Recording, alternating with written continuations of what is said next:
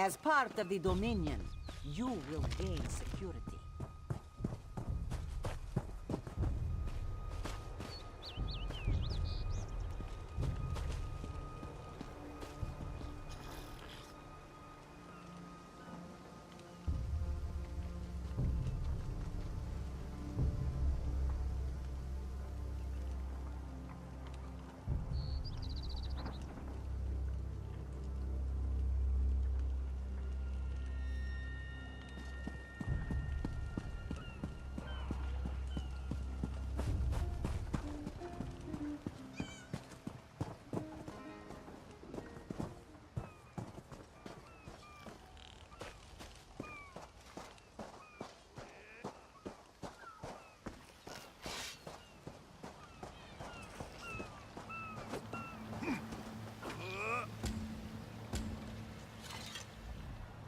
I don't care to sail through corpses, but if I dock at Mistral, they'll inspect my cargo.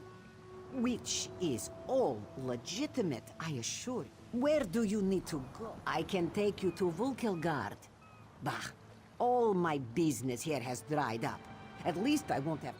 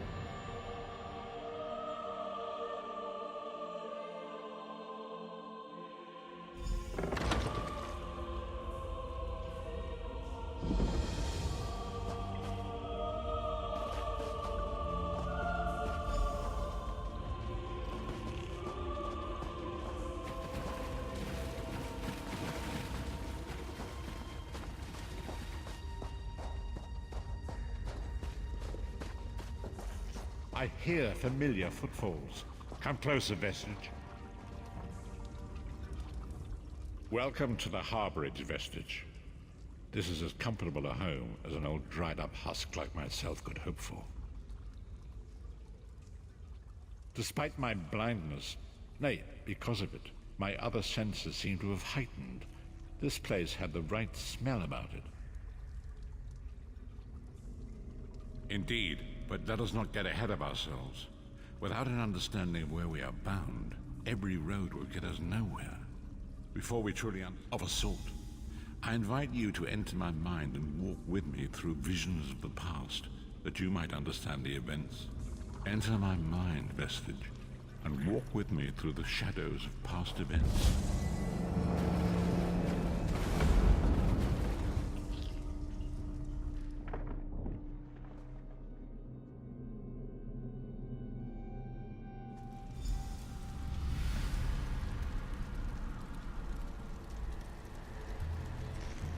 Follow me, Vestige, and learn of the events that precipitated our current crisis.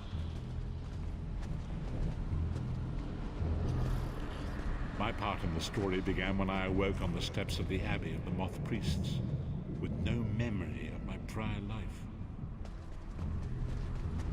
The Moth Priests took pity upon me and brought me into their fold. I was weak and near death.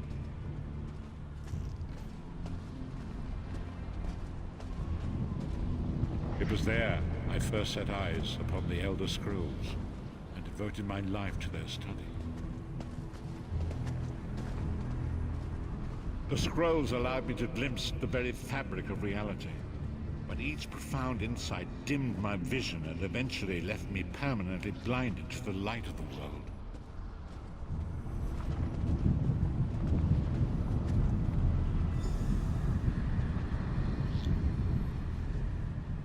The prophecies of the Elder Scrolls are a fluid, living thing. They are not fixed. At many points throughout history, the actions of heroic mortals have rewritten them. I only know that you are important, Vestige. The scrolls reveal to me that your destiny is intertwined with that of the Five Companions. The Five Companions were a band of adventurers who sought out an ancient artifact called the Amulet of Kings. They hoped to use this artifact to persuade Akatosh, the dragon god, to accept their leader as one of the Dragonborn. The Dragonborn are mortals destined for greatness, with the blood of the dragons in their veins. It is said that only a true Dragonborn can ignite the eternal dragon fires in him. Baron Aquilarius, the son of a Colovian duke, who led a rebellion against the Emperor Leovic and took the crown himself. Alas, Baron, the Dragonborn are mortals destined for greatness, with the blood of the dragons in their veins. It is said that only a true Baron Aquilarius, the son of a Colovian duke, who led a rebellion against the Emperor Leovic and took the crown himself. Alas, Baron was not truly a Dragonborn, as those who sit upon the ruby. You have already heard enough babbling from this old blind fool. It is...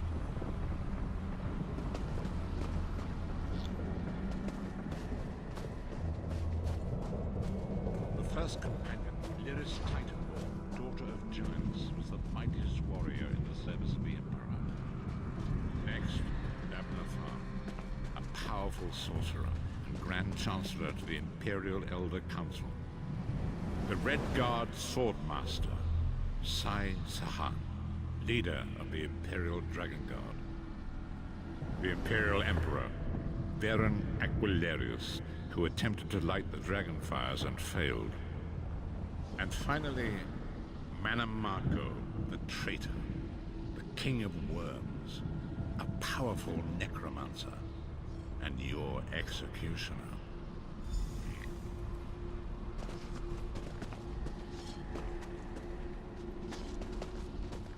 These were the Five Companions who set out from the Imperial City on an epic quest to recover the lost Amulet of Kings. Manamako convinced Varen that the amulet could be used to perform a ritual that would rekindle the dragon fires. He claimed this would please Akatosh and entice him. By tradition, only the Dragonborn can lay claim to the Ruby Throne and rule as the one true Emperor by divine right. Varen conquered Cyrodiil and took the throne, but unless he became Dragonborn, he feared he'd always be. Manamako the traitor. Disaster.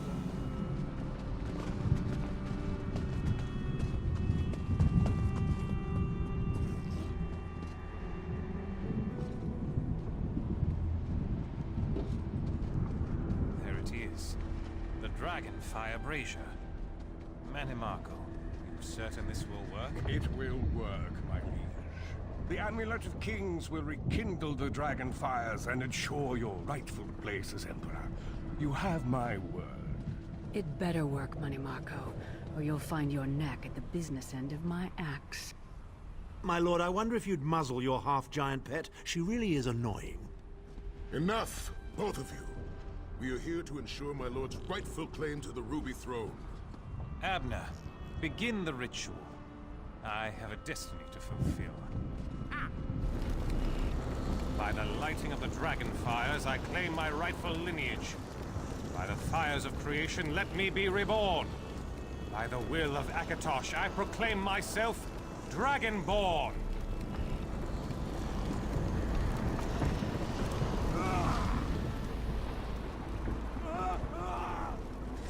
Baron Aquilarius, you are no heir to Alessia. You will pay for your sacrilege. The veil between Tamriel and Oblivion tears and splits asunder. What's happening? The sky's opening up. This is bad. This is very bad. Ah! This isn't supposed to happen. What's the meaning of this? Manamako, what have you done?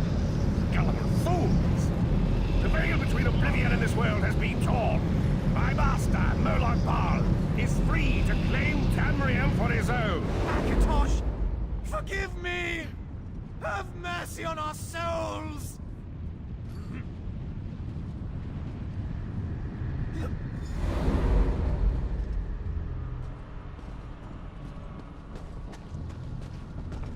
The ritual tore the veil between Nan and Oblivion, allowing Menomarco to begin stealing the souls his master needed to power the Dark Anchors. Akatosh gave Alessia the Amulet of Kings as a symbol.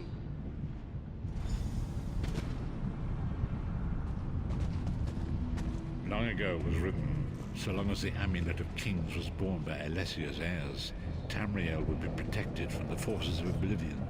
But the soul burst tore the veil between worlds and gave Moloch Baal the opportunity he desired.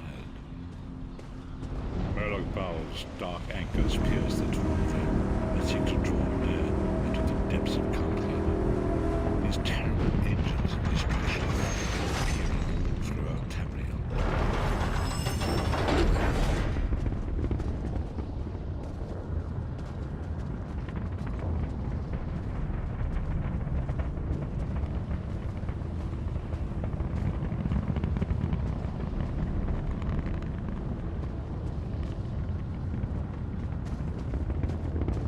If the Lord of Brutality and Domination is successful, he will merge our world and his own in a terrible plane melt. Few will survive the ordeal, and those that do will be enslaved for all eternity. And so it falls to us, as you say.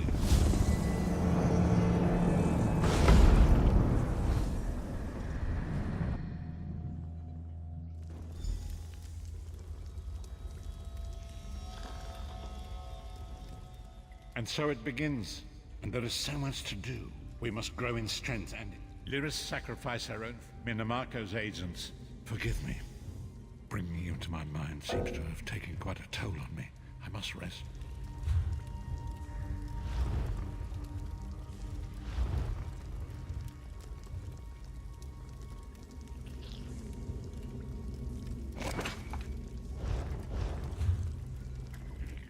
We must write the... Forgive me. Bringing you to my mind seems to have taken quite a toll.